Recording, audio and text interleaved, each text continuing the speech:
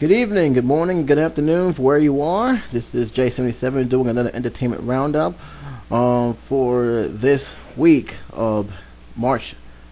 May the 6th, 2012.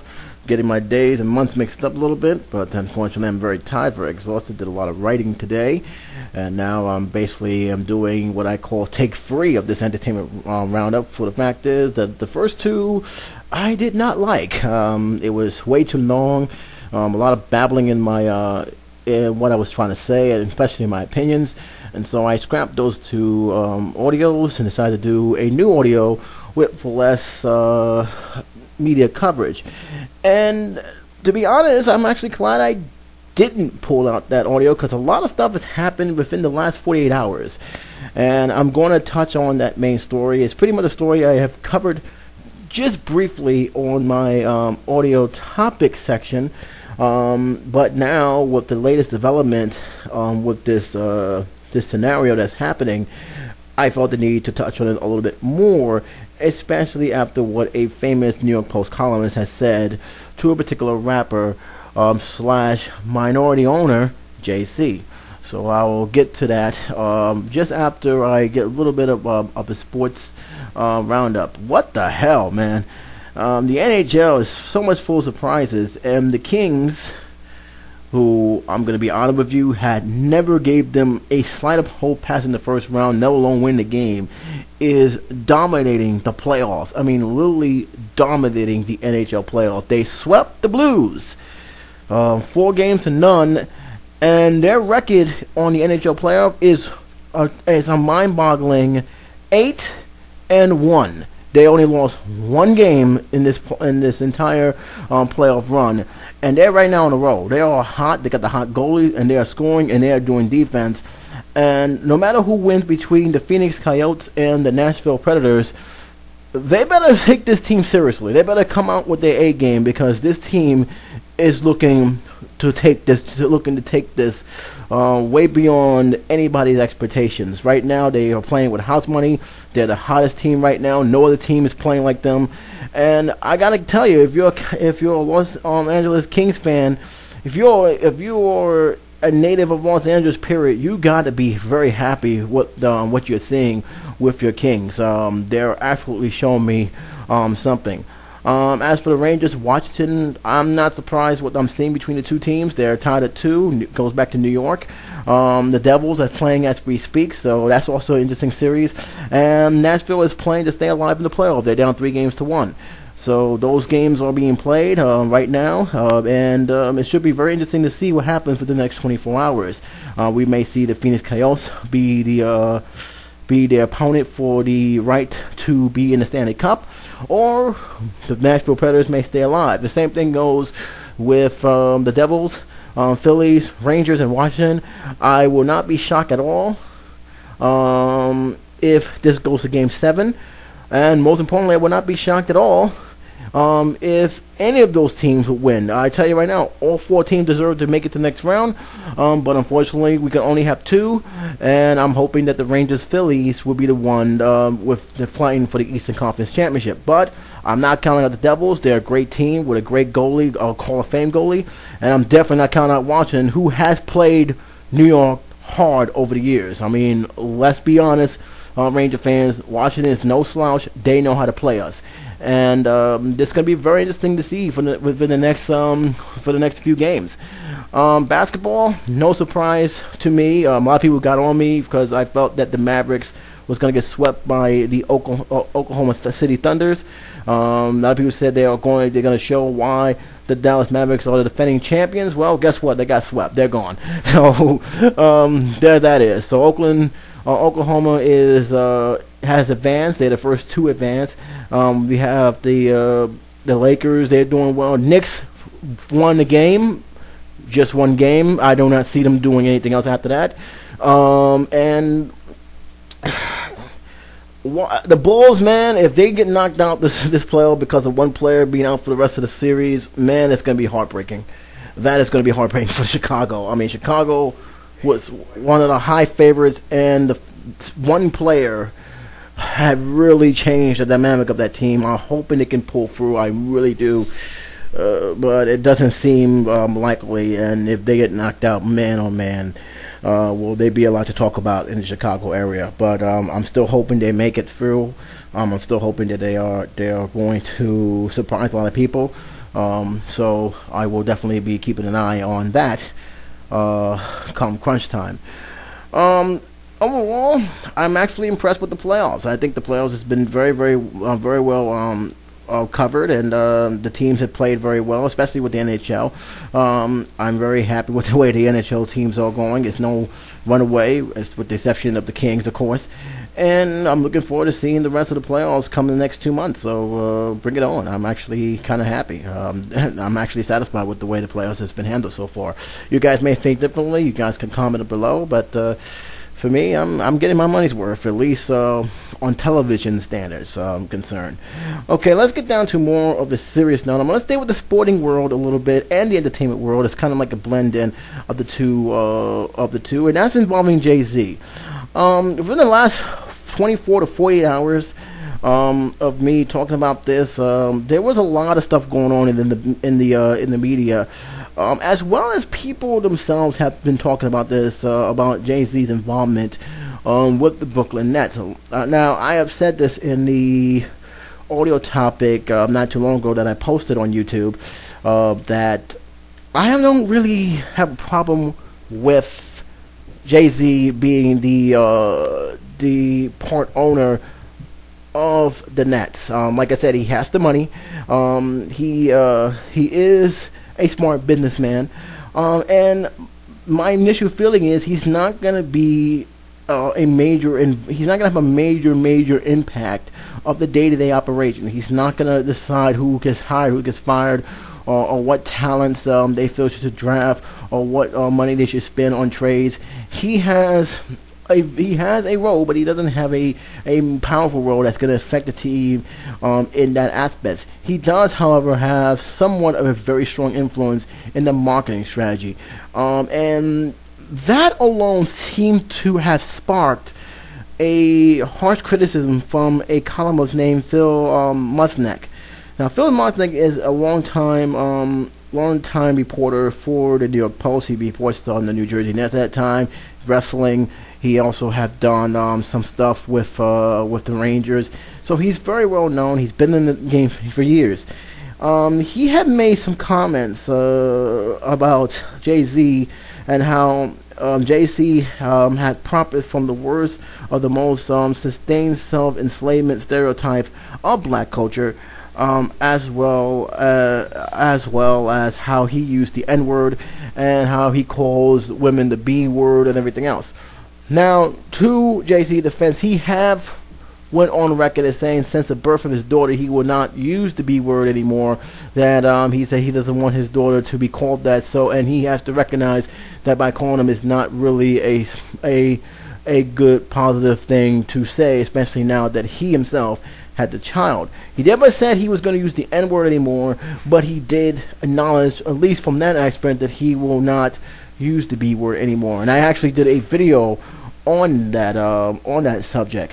However, that doesn't seem to bode well with this columnist, Phil Mushnick, who says that he is not a good fit for the team, as well as him, being the fact that he has a background and a criminal past to boot.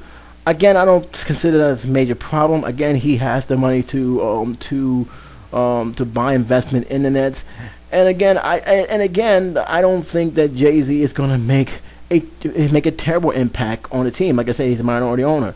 However, he's not the only one that feels that way. I understand he's not the only one that feels that way. A lot of people do stress that he can hurt the team, then do good. A lot of people felt that he shouldn't be involved in that. He doesn't know anything about basketball or how to run a day-to-day operations, for that matter. So there are people who do voice the same concerns that Phil Mushnick had voiced in his column. However, that seemed to get thrown out the curve after what he gave his examples. And I'm going to read some of this. I'm not going to read the whole thing, but I'll read some of this, what he said as he used an example that got him in a whole lot of trouble, both from the teams, from the organization of the Brooklyn Nets, as well as the black community themselves.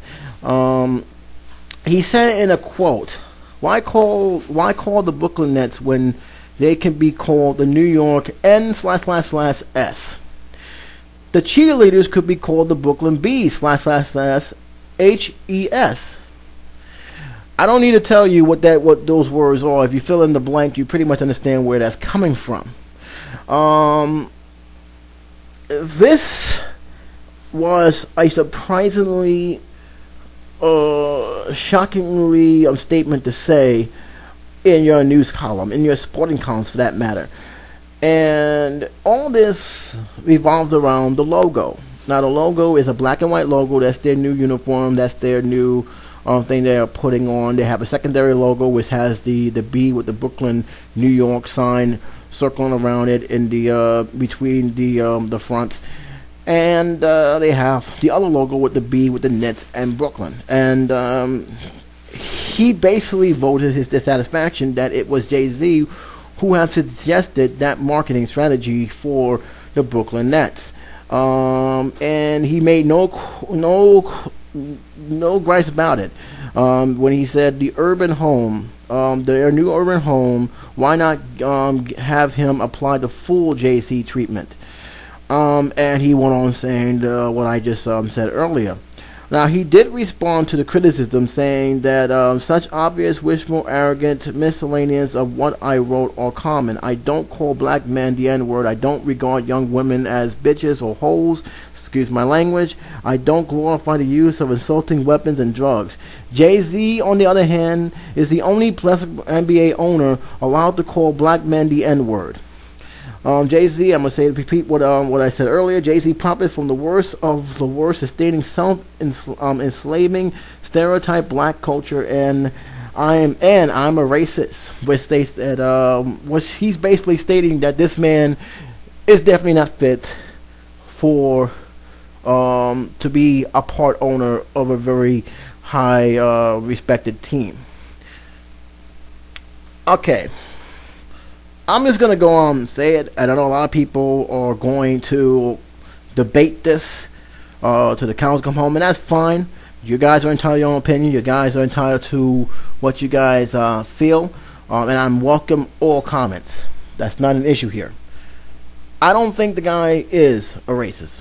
This guy's been around for a long, long time. What I think he is stupid to put that comment on the column, because it was very clear from what he has said and what his statement. And by the way, I will leave the link below so you can read it yourself. This is more on Jay-Z. He has a very serious personal gripe on Jay-Z, and it's shown just by the comment. He did apologize, but he also said in another paper just a few hours ago that it's Jay-Z to blame. Jay-Z wasn't the one who said all those stuff. You did. And that's the thing I'm really getting ticked off about a lot of these columnists, that they take things so personal that they feel the need obligated to write whatever the hell they want without dire consequences. And I wrote this in my blog about a few hours ago that I had a problem with a lot of news organization who does that. The news which they're supposed to report, sometimes they try to make news, and sometimes they get too personal when they report the news. In this case, this is more on Jay-Z. He has a very serious gripe on Jay-Z. And to me, if you have that big of a gripe on Jay-Z, it's best that you just drop the pen and let it go. Not to say that you're not right or wrong what you're saying, but when it comes to the point where now it's taking it personal, where you're actually accidentally insulting everybody else that basically read your column, there is no excuse for that. And I think he just, in my opinion, he just took it a way step too further. He wanted to make an example of what Jay-Z represents in terms of the rap game, in terms of his gangster rap mentality, in terms of how he, what lyrics he used in his music. But instead of bringing that point, he brought something else that not only offended blacks, but actually insulted the team as a whole. And that's what he did. A lot of people from from the Brooklyn organization is not happy right now. They're very angry. And the Post, although they did issue an apology, got to be concerned because they actually have to cover this team, and they may be a little bit reluctant to cover it, especially if it's Phil Mushnick doing the covering. And I think that this is all stems to him having a personal gripe with Jay-Z. And I'm not saying he shouldn't have a personal gripe, but you gotta think you're a person, you're a high-profile journalist.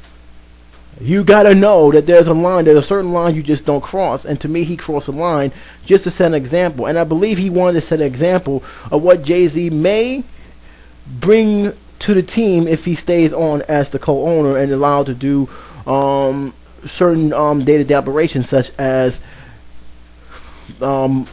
profit marketing, making decisions, because he feels he may be more detrimental to the team. I don't think he's going to be detrimental to the team. If he wants to do the marketing strategy and selling T-shirts and hats and shoes, that's fine. I don't care. He's not the one going to, as long as he's not making decisions, making trades, and making deals, he can do that. He's the owner. He should, and I think that's the thing people miss at the point. He's not going to hurt this team. He knows. He's a businessman. He's not just a rapper. He's a businessman. He's an entrepreneur and a very successful entrepreneur.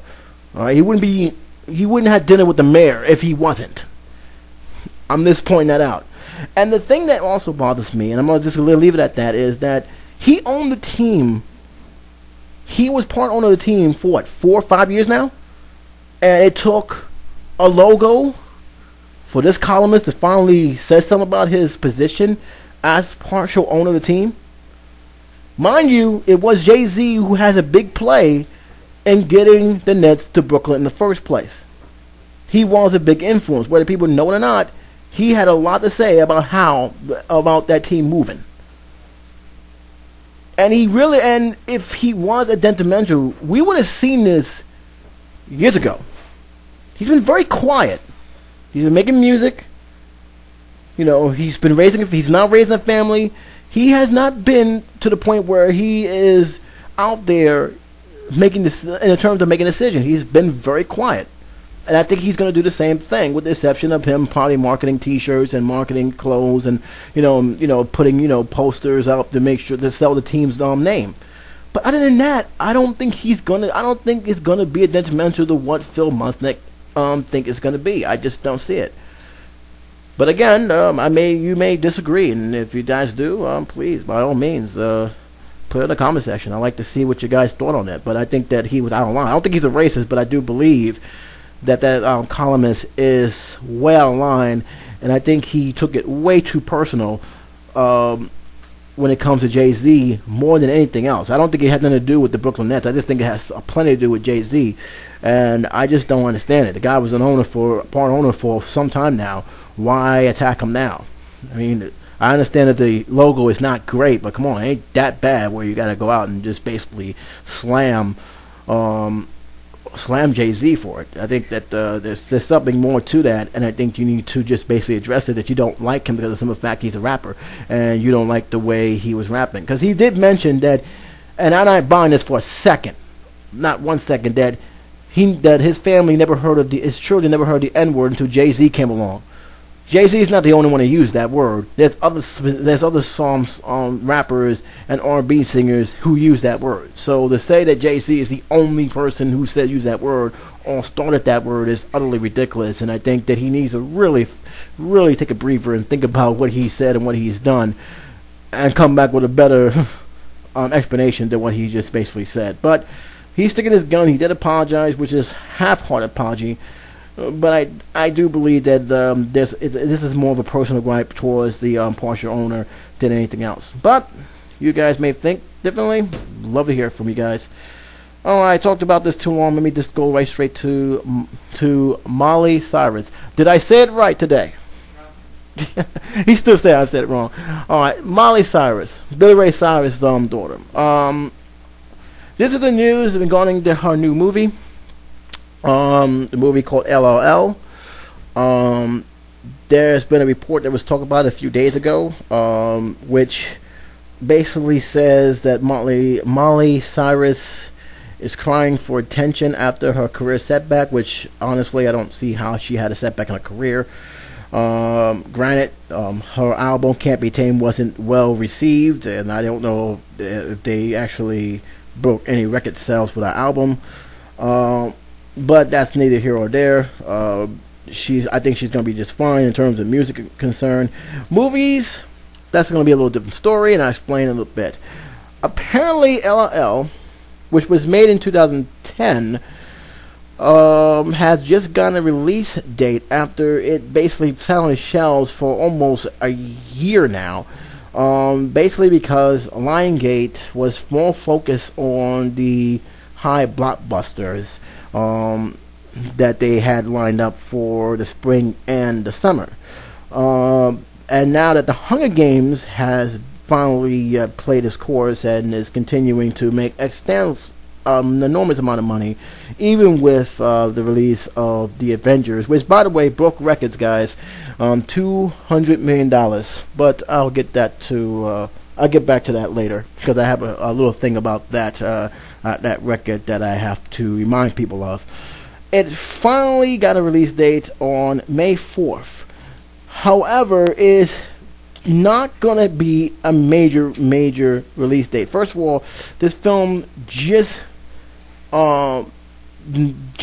beat out being a straight to DVD release, and that was largely because the foreign distributors, mandated that the film be shown domestically in at least 100 theaters. So that saved it from being a DVD release. But make no mistake about it, Lionsgate was definitely looking to release this as a DVD film. This movie is only going to be given, and this is kind of sad in many ways. This film is only going to be released in 7 cities, only 7, with hardly any promotions.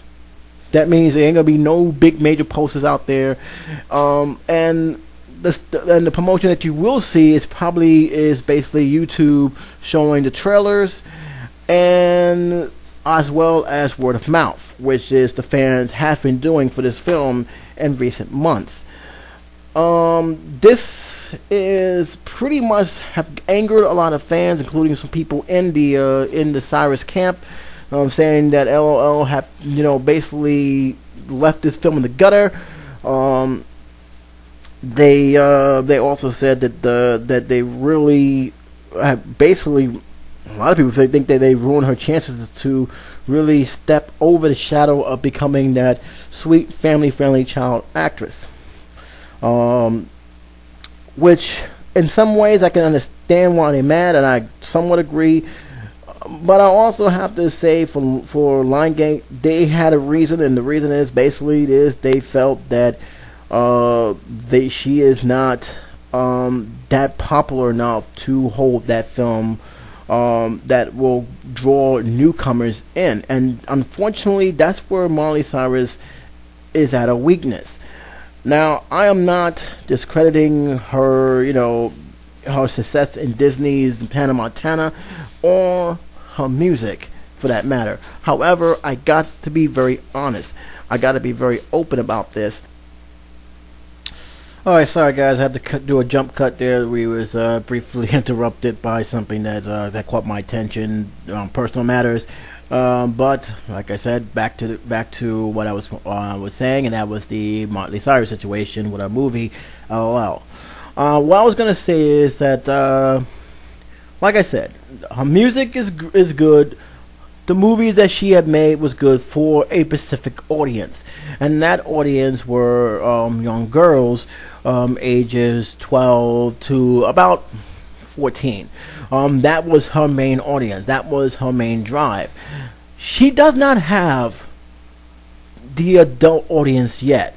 She does not have that kind of credibility yet, and that's largely because when she was doing the Disney era, she wasn't making any serious roles that stands out. Not like the other young actress did. Dakota Finney, she made films that were both for children, but she also made some darker roles that gave her notoriety for the older audiences. Same thing will go to the girl who played in Kick-Ass. The same thing can also be said to Christina Ricci. At a certain age, she actually was a kid's actress, but she also did other movies that were more darker, more serious tone that got her notoriety, and that is why those actresses are still working today. Most child actresses who don't have darker roles or more serious roles are finding it harder to get jobs or movie leads that are more serious, that get them out of that typecast of just being a child actor or actress.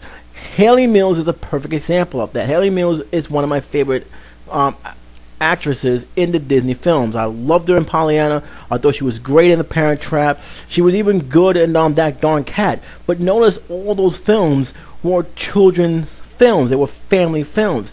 When she tried to attempt to do a more adult, darker roles, it wasn't really accepted by her fans. And being that she never really grasped the older audiences, that hurt her a great deal. Miley Cyrus is experiencing the same thing, and she tried, and trust me, she tried in the wrong way to break that persona, but to me, she went a little about the wrong way, and she tried to do it a little too fast. Another thing is, a lot of people said that Disney is the main culprit because they basically hold a lot of stars back, which I believe that is somewhat true, that Disney wants to keep them in a certain image where they only can play, certain roles that is not deemed offensive towards the young children fans that they have. I do believe that poses a great threat, but being that she's now out of Disney and being that she's no longer doing Hannah Montana, I honestly believe she's going to have to be very careful on what films she's picking, as well as how they're promoted, and who she's throwing behind. Because if she thinks her name alone is going to attract audiences, she's going to find out the hard way it's not. And the thing about it is, she needs to attract a new audience. She can't just rely on her younger fans, because the films she's going to be in is not meant for them. And the fact that she doesn't have that bigger, older audiences, that will hurt her. She has to find that balance. She has to be in films that will allow her to get more notoriety, and that means probably playing second fiddle to other stars to get that. And I think there's nothing wrong with that if she knows the right script to do. I mean, there's a lot of stars who have played second fiddle, young stars who play second fiddle to other stars, and that able to get them notoriety very quickly. Kristen Stewart is a perfect example. Panic Room, she played a very good part in that film that quickly got the attention. Dakota Fanning was, I think, 8-9 years old when she did I Am Sam, and people noticed her very quickly. And that was a very serious film that she was in at a very young age. She really got notoriety playing opposite to Denzel Washington in Man on Fire. People really thought she was great on that film. She was a child actor in that movie with a very serious subject. So what I'm saying is, for Martley, is she has to play. She has to be a co-star to an actor that will help boost her notoriety more. And I think that by her being the main star of this film, although it may be a good movie and it may help her, it may help her down the road, it won't do much because her fans are still within the 12, 13, 14, 15 age group, and they're not a very large fan at that. So she cannot really rely on just them to help boost her career. She's gonna have to find a new audience. And I don't think Lionsgate thinks she can, at least with this movie, that is. I don't think Lionsgate has that much confidence in her with this movie. And the perfect example of that was the fact that how I found out about this movie. This film I found out about from YouTube and from different news sites that basically came out and says that Miley Cyrus' first sex scene this is her movie and it's a juicy sex scene. Even though it's PG-13, this was the biggest thing they were talking about. Miley Cyrus' first making love scene in any film that she made. And the first thing I'm saying is, all right, well, that's, she's an adult now. She's gonna be playing darker roles. But as soon as the that big explosive buzz died out, so did people interested in the movie. Some people actually forgot she was going to be starring in an upcoming movie with Demi Moore, and that's not a good sign. It's not a good sign at all. And you better believe that Lionsgate takes note of this. And I'm going to be very fair and honest with you. I think Lionsgate made a terrible decision of leaking that and showing clips of that. I think that was a horrible move from them. I think they should have gave a trailer, a strong trailer with Demi Moore and Miley Cyrus, giving a brief description of the film instead of leaking that clip, because that didn't help the film. It actually gave people mixed messages. And if you're a parent who was a big time Hannah Montana fan or just like Miley Cyrus music, you're not going to take your young girls to see this movie. Even though it's PG-13, there's no way you're going to take your young girl to see this movie, because you already know she's playing a rebellious teenager who has an off and on relationship, who there's going to be a sex scene in there, even though it's not going to be graphic. The point is that you're not going to take it there because you don't want that to be your daughter's influence throughout the film. You don't want to give your daughter the wrong message. And that's where I think they made a terrible mistake. If they wanted to get the older crowd, there's a better way to do it. And I think them leaking out that bit of information actually hurt the film than helped it. Now, this film is made for a May release, and there's still hope. May 4th release. Sorry, there's still hope for this film to do well. But I think they're gonna have to really promote it more better than what it is, and I don't think Lionsgate's gonna do that. I think that's gonna be Miley Cyrus. Gonna have to do that, and I have to say that Miley Cyrus have to step up. I think she has to really come up and say, yeah, this is the movie. Go on talk shows, do a YouTube chat or online chat. Tweeting about it is not going to help promote your movies. Thanking your fans for supporting you and getting the word out may not cut it. They need to see you, and they need to see that you have a passion for this film. Because for what I've read from a lot of the articles, including this one, and I'm gonna have it right in front of me, definitely says that you're not too keen on promoting this film. Another thing that was brought up, and I have to disagree with this on account that one doesn't have anything to do with the other, and that is Miley Cyrus' boyfriend. A lot of people have said that that because of their relationship, they may soon say that it may soon be a reversal where Miley will be living in a shadow of her boyfriend, her ongoing boyfriend. And I don't think that's true, and I don't think that's fair. I think both two have two different type of careers, and I think you can't really compare one to the other. He's having success with the Hunger Games, but let's be honest, the Hunger Games already had a well-established fan base already set up, and that plus the word of mouth plus people reading it. This film was due to succeed regardless of whether he was in that film or not. So that's just my take on that. But like I said, LOL, it definitely looked like it's being set up to fail, which is kind of sad. But I think that for Molly's sake, I think she needs to pick roles that can slowly make the transition. She can't go too fast in this transition. She cannot go and just dive in on certain films and just hope for the best. She's gonna have to pick select films.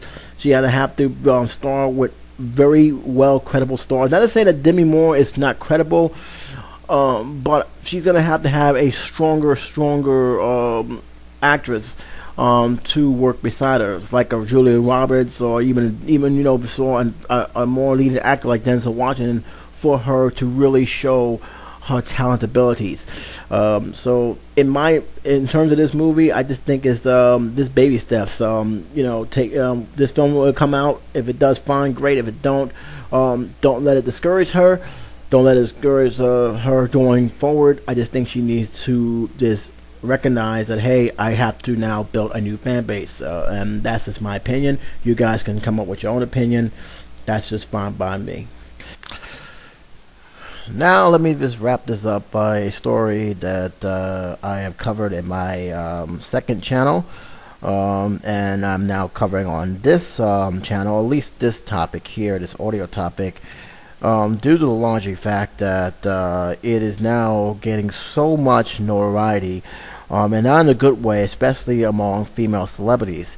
I'm referring to the woman, who I'm just going to go by the first name Patricia, who is accused of putting her 5-year-old girl in a tanning salon, inside a tanning booth inside the salon, which caused severe burns, which caught the attention of school officials, which later reported it to the proper authorities.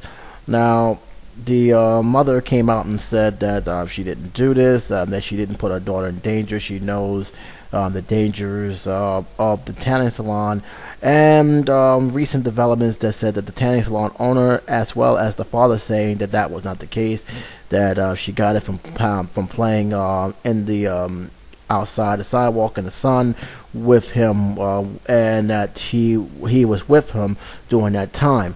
There's a lot of weirdness in the story, a lot of stuff that is being thrown out there, to the point where I don't even know who to believe, because there's so much that's not adding up, especially since in the last few weeks, New York and New Jersey has not had summer-like weather.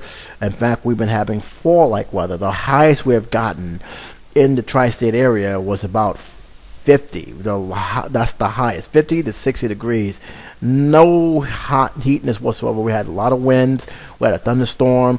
So the question is she lying to cover herself, or is there something else we're just not knowing that they're not telling us? I'm bringing all this up to the attention because one thing is certain, that the schools did act it properly this time. Where there's a lot of stuff where the schools jumped the gun. I don't think they jumped the gun. Granted, when you see her in the news, the girl who's in question here being burned, she looked just fine. She looks happy. She looked full of joy.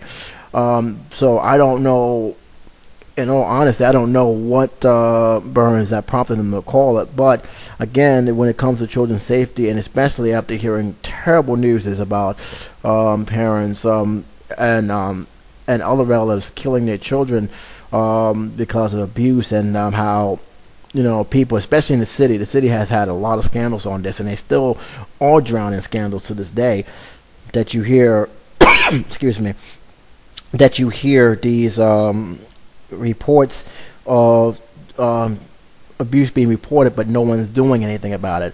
And they're not going to take any chances, especially when they see severe burns, because it could be anything. It could be from an iron or something that the parent's doing. But it turns out that the report came from a tanning booth. Now, the reason why this is getting such big buzz, besides the case, which is a very serious case, is the fact that when you look at the woman in the news, she looked at severely burned herself. The reports that I have read, and I read this in a news article, that she goes to this tanning salon not once a week, or not twice every 2 weeks. She goes in reportedly 20 times a month. That is severely dangerous. This is beyond routine. This is now an addiction.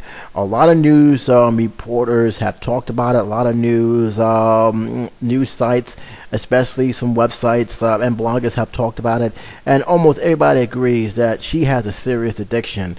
And although she's denying that she doesn't have an addiction, keep in mind, those who have addiction sometimes don't even recognize they have addiction, or do recognize they have addiction. They just felt that they tell themselves they have it under control, everything is fine. This is a serious situation she's in, and she's pretty much killing herself very slowly while doing these sessions. 20 sessions a month is simply unacceptable. And the news has grabbed onto this. A lot of negative press from this woman that came on the airways due to the fact of how, not to mention the daughter, let's not forget about that, but the fact that she herself has really had made it into a routine for her to go to these tanning salons and basically just roast herself to death by doing these sessions. Now she became offensive. She did respond to her critics, and her response to her critics was pretty much, "Wow." It's one thing to say that you don't have a problem, but it's another thing to call your critics fat and lazy. And I just nod my head in disbelief. But a lot of people pretty much are saying, "Hey, look, you got a problem, you got addiction, and the fact you if that led to putting your daughter in danger is simply something that is unacceptable."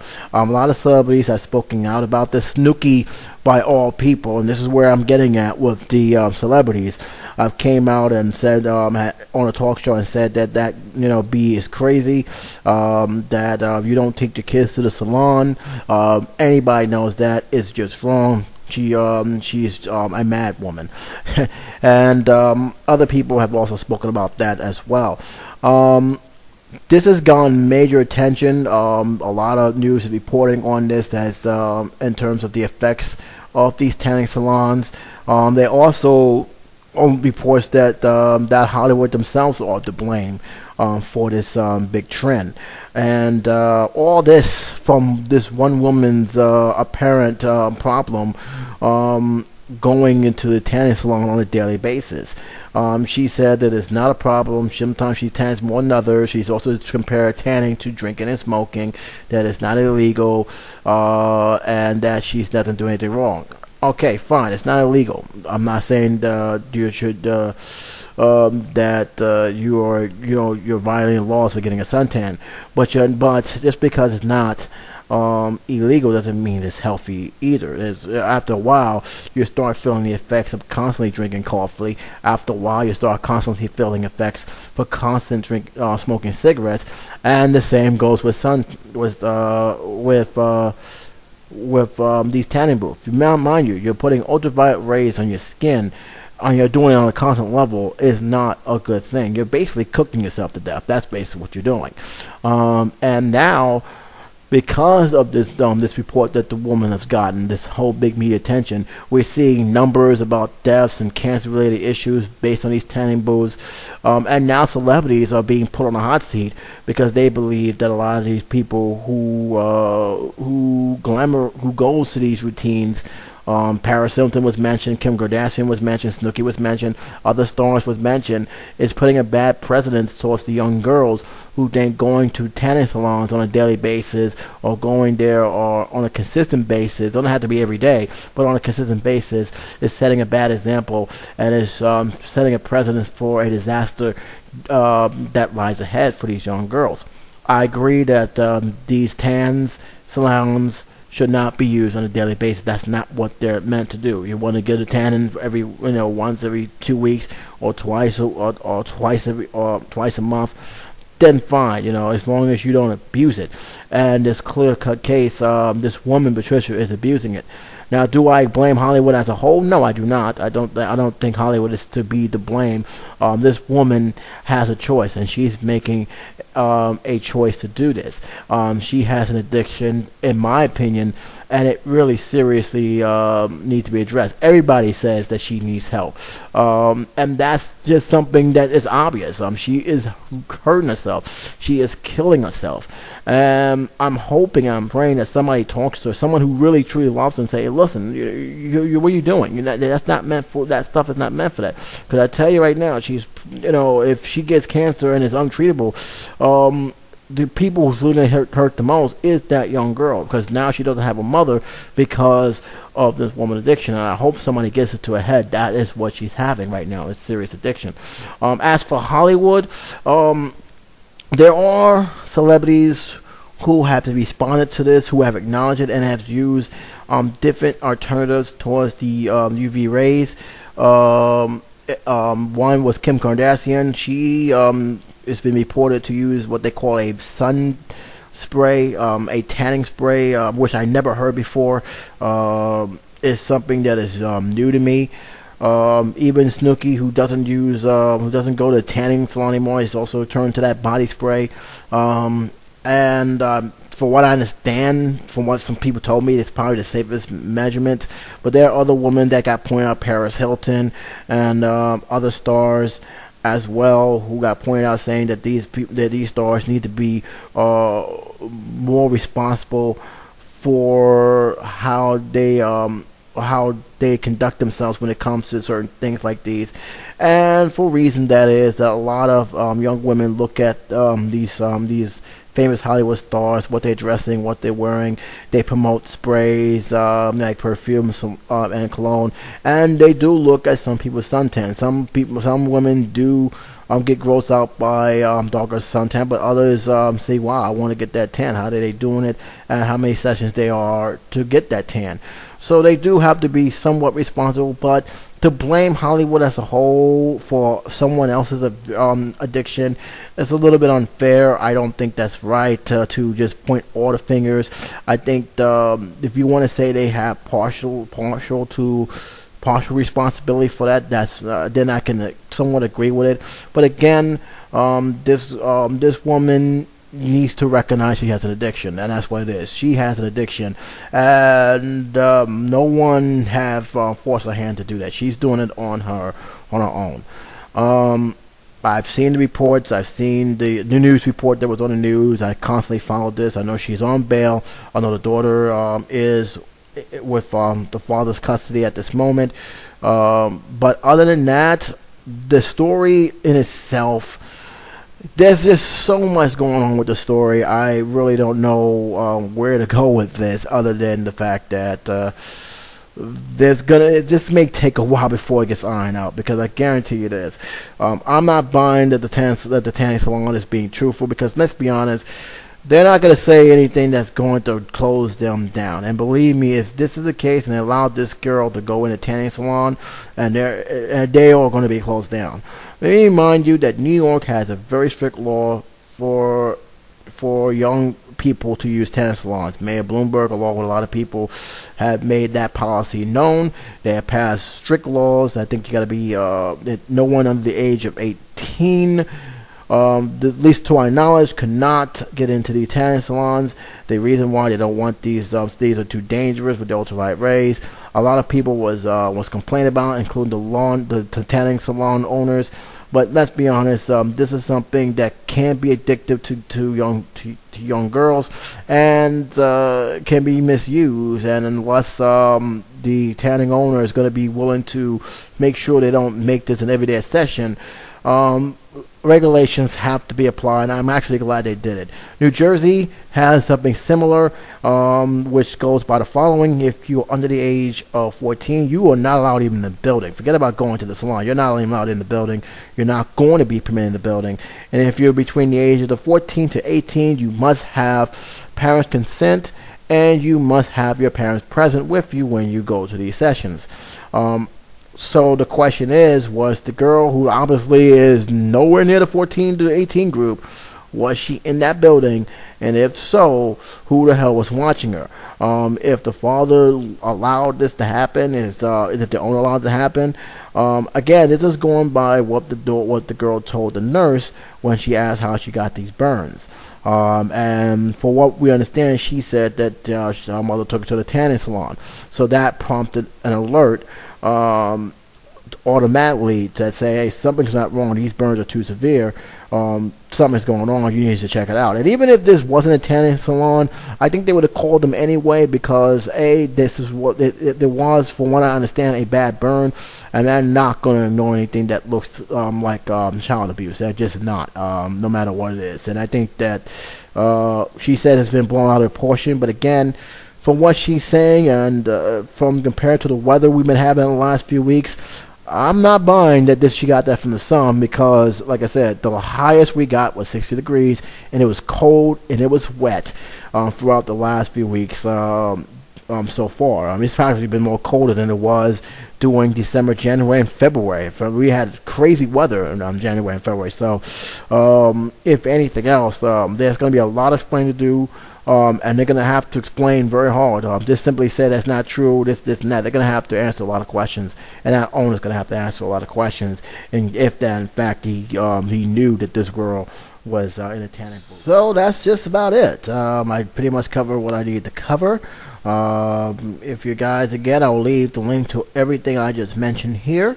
And if you guys have any of your own feedback or your own input on the matter, please, I'd like to hear from you. I'd like to hear what you guys have to say about some of the stuff I brought up, whether you guys agree, disagree, or do you have your own input or what you may think about the story. I'd like to hear from you guys. Please express yourself. We're all in the community after all. If anything, if you guys have any entertaining stories that you guys like me to cover, please please leave it in the inbox. I'd be more than happy to take a look see. But until then, this is J77 saying you guys take care and enjoy the rest of your week.